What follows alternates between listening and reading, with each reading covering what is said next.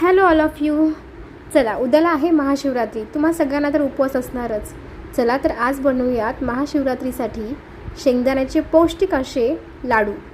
सगळ्यात अगोदर मी इथे भाजलेले चांगले रोस्ट केलेले शेंगदाणे घेतलेले आहेत. त्याचा वरचा पाचोळा काढून टाकायचा आहे, त्याला स्वच्छ करायचं आहे आणि त्यानंतर शेंगदाण्याला मिक्सरमध्ये काढायचं आहे.